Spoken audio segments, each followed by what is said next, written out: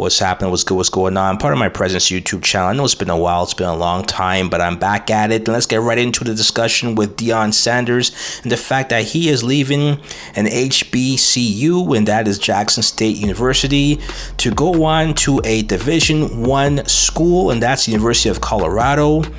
And it's funny because they call the University of Colorado a PWI. I had no idea what a PWI was until it was broken down for me, and that is a predominantly white institution. I didn't know that was a thing. I didn't know that was a term, like a legitimate term that people use, but apparently it is. And that is where Deion Sanders has decided to go. Now, the narrative being pushed on social media is that black people are outraged, black people are upset that he turned his back on HBCUs, black people are looking at Deion Sanders and they're calling him a sellout. I don't know where these narratives are coming from. I don't really see that at all. I haven't seen anybody with a large platform say these things.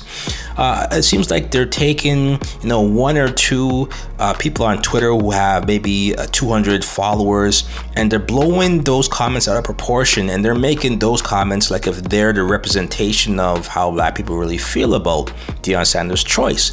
And I have to say, I think majority of us look at this decision and say, you know what, good for Deion Sanders. He's able to move forward and go to bigger and better things. And we never ever thought that he was going to remain at Jackson State University for a indefinite period of time.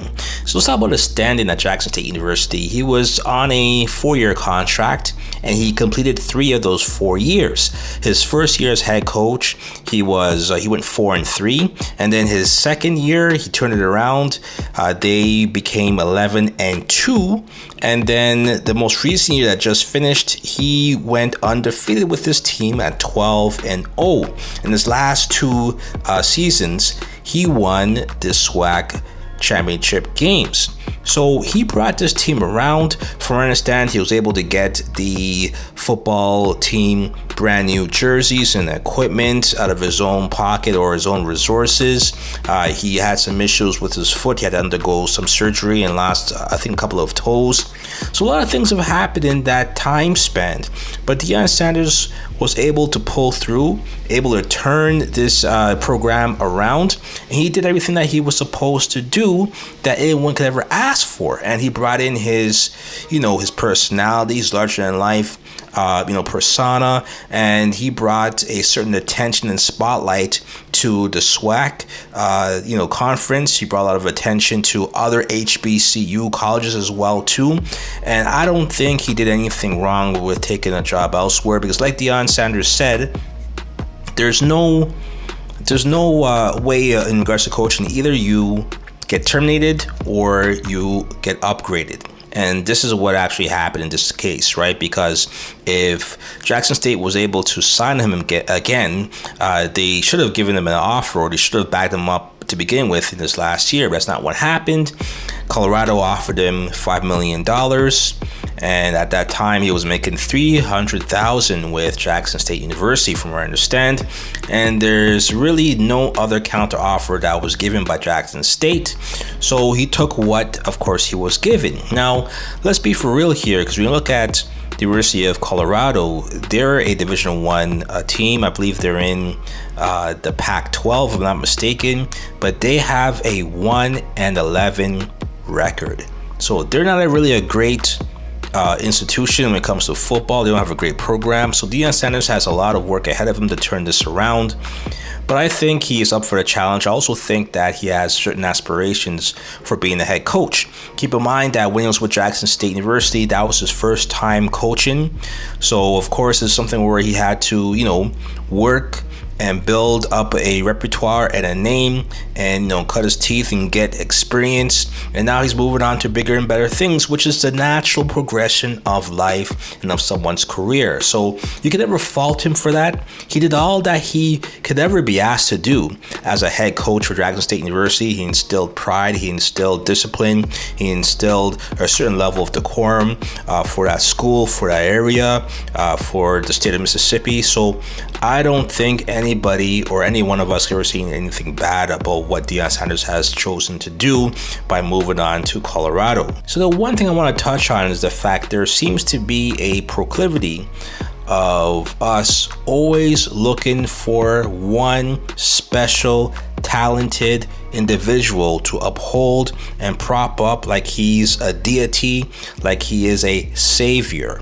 And that's how, again, part of it is Deion Sanders' fault, because he kind of positioned himself as someone who's going to make the HBCUs great, someone that was going to bring the spotlight to HBCUs. And he did that to some effect, but at the same time, one man can't do it all.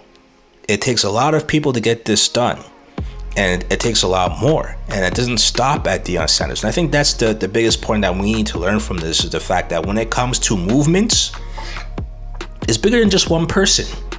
Right, we've seen this in the past, how when you had big movements, there's always one huge charismatic leader, and then once that leader was cut down, whether it be out of assassinations like Martin Luther King Jr. or Fred Hampton or so many others, once you got rid of the figurehead, the movements die out. And the reason why that happened is because there was nobody put in place to say, you know what, the movement is bigger than the person.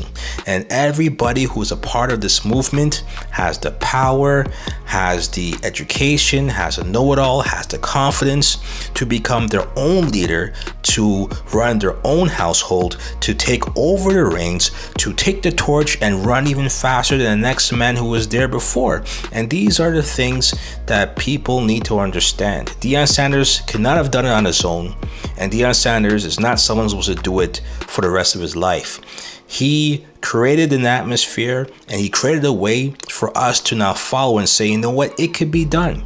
We could follow in his footsteps. We can now aspire to recruit the top recruiting people, right? Like he got Hunter, who was the biggest prospect in the last year's draft for high school students, and he was able to get him, right? So this is a new way of thinking that Deion Sanders has brought in, and it's up to everybody else who comes after him to adapt to this thinking, to say, you know what, we can compete if we want to, and put in place ways to fundraise, to gain the resources and the capital needed to be able to put up money for great coaches, great staff, supporting staff, equipment, stadiums, and everything else surrounding it, and become bigger and better, and to maintain that momentum that Deion Sanders has brought to the organization.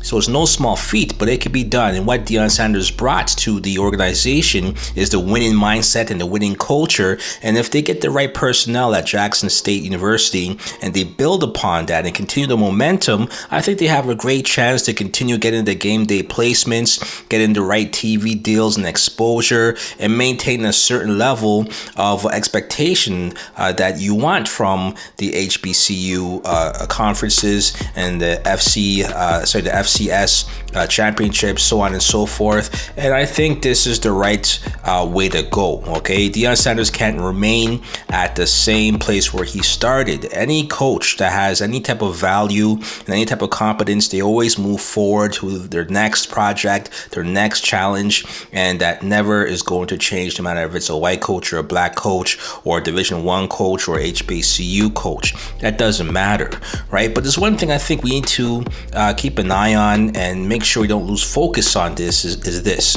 Look, the football program, it takes a lot of resources, a lot of money. There's a lot of things that encompasses a proper organization when it comes to the equipment, the support and staff, the facilities. All of these things take money, it takes time, and it takes a large quantity of personnel being brought in to make sure that you have a winning organization, a winning team, or a competitive team.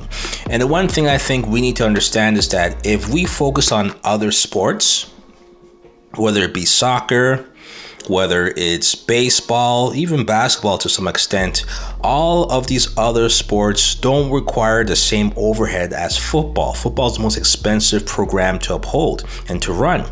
But if we look into other sports, soccer is one of them.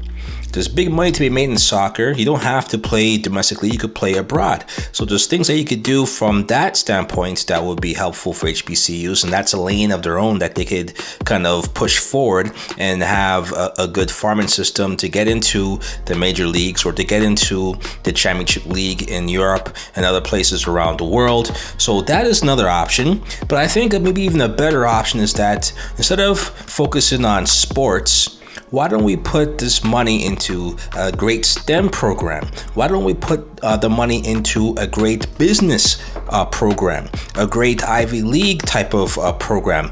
We get the top minds, the top prospects in engineering programs, accounting, finance, all of the things that's going to produce the best and the most competitive students. So that way, when they get into the field where they have to be competitive and compete against other people, other groups in other places, other minorities, these are the things that they're looking for. Do they have the competence? Do they have the skill set? Are you coming from a school that has a great reputation in that particular field? So if we spend even half of that money into producing the proper programs in education, I think we have a better chance, because we already know that they're going to have a ton of black athletes go into Division I schools, because most people who are focusing on athletics when it comes to colleges and universities, they're doing it because they're trying to get into the pro league, they're trying to get into the N.F.L, they're trying to get into the NBA, they're trying to get into Major League Baseball. So the aspirations is to get that multi-million-dollar deal. But you got to think of the other aspects, is that there's more black people that are looking for jobs with an employer in the trades, in finance, in STEM. And I think we spend more time and more of our resources into those programs, we would actually raise the bar a lot higher and be able to help a lot more people, because only a minute amount of athletes ever get into pro sports and sign multi-million-dollar contracts. So why spend all this money to only help a few when you could spend that same amount and help thousands more, right? So that's something to think about. But again, congratulations to Deion Sanders. Kudos. I have no ill will towards him. I don't think anyone should have any ill will towards him. He did what he had to do. He accomplished all that he wanted to accomplish, and now he's moving on to something different, a bigger challenge. And I hope that he succeeds and he continues going on, because I believe that the end goal for him is to make sure that he gets his son into the N.F.L, right? And his son's probably going to need to get into a program that has Division I talent, where he could compete on that type of level and get the exposure from television deals, and also get the eyes of scouts in the NFL. And he also has aspirations to get into the NFL as a coach as well too at some point in time. So all of these things require progression. All these things require him going on to new challenges and seeing if he could succeed and pivot and do what he needs to do to turn the University of Colorado Buffaloes around, right, with the 1-11 winning record or losing record. So these are the things that people are looking for. So I don't blame Deion Sanders. I wish him the best. I wish his family the best. You let me know how you feel about this. If I'm wrong, if I'm off, or if you agree, leave in the comment section. Like, comment, subscribe, and share. And as I always say, part of my Presence YouTube channel, next move, best move. And Deion Sanders made the best move. Peace.